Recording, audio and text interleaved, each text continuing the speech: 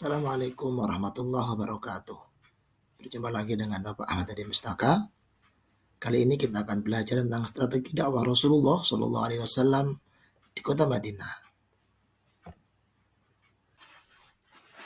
Anak-anak sekalian, tujuan pembelajaran kita pada kali ini adalah menganalisis misi dan strategi dakwah Rasulullah Shallallahu Alaihi Wasallam di kota Madinah untuk menumbuhkan sikap ukhuwah Islamiyah, ukhuwah insaniyah, ukhuwah basyariyah, dan ukhuwah wataniyah dalam kebinekaan. Adapun kriteria ketercapaian pada materi kali ini adalah mampu menyebutkan strategi dakwah Rasulullah Shallallahu Alaihi Wasallam di kota Madinah untuk menumbuhkan sikap ukhuwah, menganalisis strategi dakwah Rasulullah di kota Madinah dalam menciptakan kesepakatan antara non-Muslim dengan orang-orang Muslim untuk menumbuhkan sikap ukhuwah, menganalisis strategi dakwah Rasulullah Shallallahu Alaihi Wasallam melalui kegiatan ekonomi untuk menumbuhkan sikap ukhuwah di antara orang-orang masyarakat Madinah. Anak-anak, setelah sampai Rasulullah Shallallahu Alaihi Wasallam di kota Madinah, beliau memprioritaskan beberapa dakwahnya. Yang pertama yaitu beliau membangun masjid. Yang kedua, mempersaudarakan antar orang-orang Islam. Yang ketiga, membentuk adanya Piagam Madinah atau Perjanjian Madinah. Yang keempat, membenahi ekonomi di kota Madinah. Yang pertama, membangun masjid. Zaman Rasulullah Shallallahu Alaihi Wasallam, masjid berfungsi banyak sekali. Bisa dikatakan multifungsi. Selain untuk tempat ibadah, masjid juga digunakan sebagai tempat bertemunya orang-orang Muslim. Dengan adanya keberadaan masjid ini, diharapkan keimanan, ketakwaan setiap Muslim akan senantiasa terjaga dan terpelihara.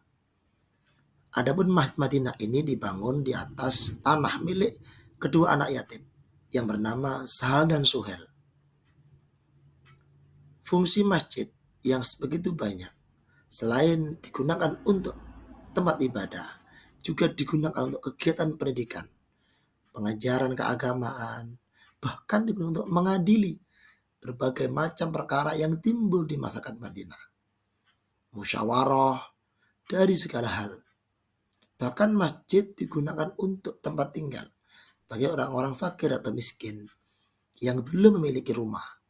Sehingga Rasulullah mengizinkan mereka untuk tinggal di teras masjid. Adapun orang-orang ini disebut dengan sebutan Ashabus Suffah. Yang kedua adalah mempersaudarakan kaum muslimin. Di samping Rasulullah membangun masjid, Rasulullah mempersaudarakan kaum muslimin.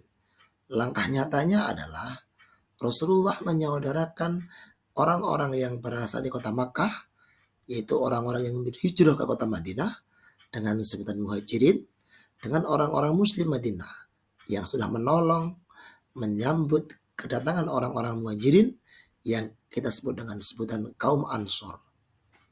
Dengan adanya persaudaraan ini, Rasulullah Shallallahu Alaihi Wasallam telah menciptakan suatu persaudaraan yang baru, yaitu persaudaraan yang berdasarkan keimanan dan agama. Persaudaraan ini bisa menggantikan persaudaraan yang sudah ada, yaitu persaudaraan yang berdasarkan keturunan ataupun nasab. Dengan harapan persaudaraan tersebut bisa mengakibatkan orang-orang Islam bisa menjadi lebih bersatu, tidak mudah bercerai-berai, bisa menjadi lebih kuat. Adapun yang ketiga adalah perjanjian masyarakat Madinah antara Muslim dan non-Muslim. Rasulullah Shallallahu Alaihi Wasallam selain menyaudarakan antara kaum muhajirin dengan Ansor, Rasulullah juga memberikan sebuah ikatan perjanjian dari orang-orang Muslim dengan orang-orang non-Muslim, yang mana di Madinah juga terdapat agama lain selain agama Islam. Ada agama Yahudi, ada agama Nasrani. Adapun isi piagam ini atau perjanjian Madinah adalah memberikan kebebasan kepada setiap kaum muslim ataupun non-muslim untuk bisa memilih agama dan berpolitik. 2. Memberikan kebebasan kepada setiap golongan untuk melaksanakan agamanya masing-masing sesuai dengan agama tuntunannya. Yang nomor 3, setiap penduduk di kota Madinah, baik muslim maupun non-muslim, harus memiliki sifat bantu-membantu, tolong-menolong dalam bidang apapun, moral maupun material. Mereka harus menangkis semua gangguan-gangguan yang bisa mengakibatkan kota Madinah menjadi hancur. Mereka melawan bersama-sama. Dengan perjanjian ini, Rasulullah berharap bisa menyatukan kaum muslimin dan non-muslim. Rasulullah menjadi pemimpin teratas bagi seluruh penduduk kota Madinah. Segala apapun urusan dibawa kepada Rasulullah untuk diselesaikan. Bisa dikatakan Rasulullah adalah pemimpin agama dan juga pemimpin negara. Dari perjanjian Madinah, kita bisa mengimplementasikan perjanjian Madinah pada masa-masa zaman sekarang yang sering kita sebut dengan moderasi beragama. Minimal ada 3 pilar, 3 nilai yang bisa kita ambil dari perjanjian Madinah. Yang pertama, demokrasi. Yang kedua, adanya pengakuan hak asasi manusia. Dan yang ketiga adalah adanya toleransi, saling menghormati. Dan dari 3-tiganya ini, kita wajib untuk menerapkan dalam hidup sehari-hari. Apalagi kita hidup di negara Indonesia tercinta ini yang sangat majemuk.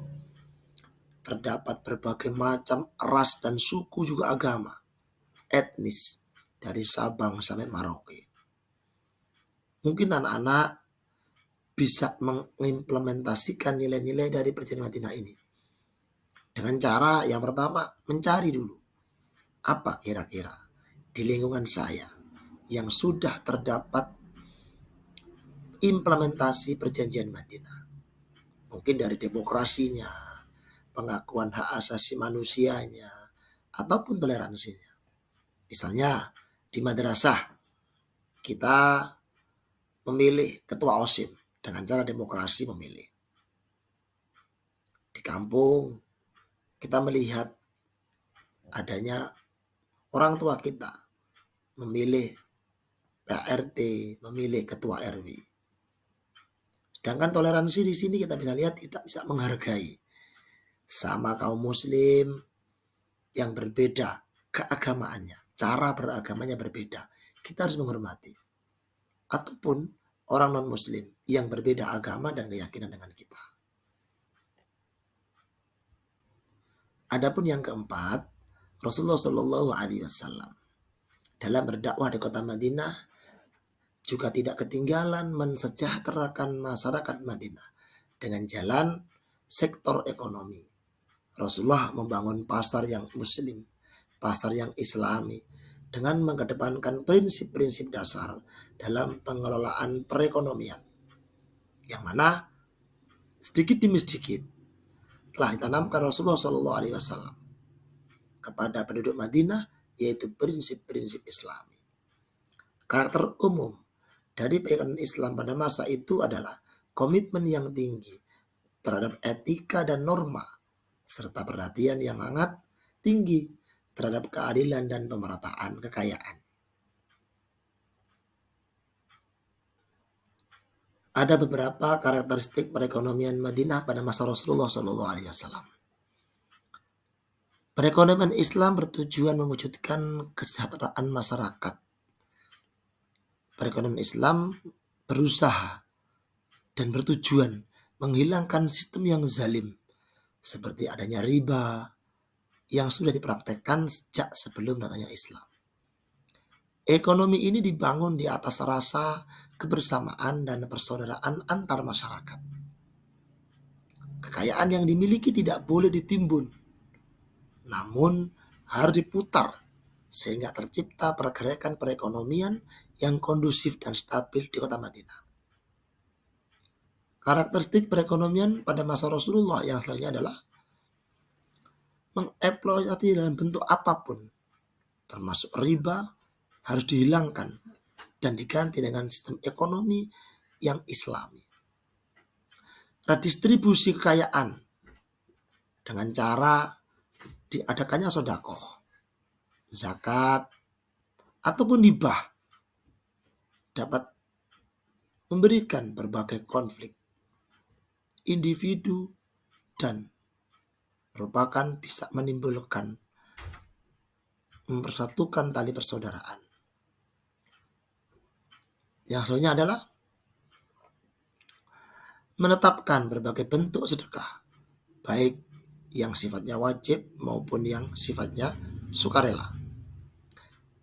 Di sini, pada masa Rasulullah, pemerintah betul-betul memiliki peran penting dalam menjaga stabilitas ekonomi masyarakat dengan cara mensejahterakan masyarakatnya dengan berbagai hal, termasuk pemberian modal usaha kepada para masyarakat yang membutuhkan, mempertemukan masyarakat dalam transaksi ekonomi dengan cara memberikan pasar, membantu masyarakat yang kurang mampu melalui Baitul Mal ataupun lembaga-lembaga yang lain.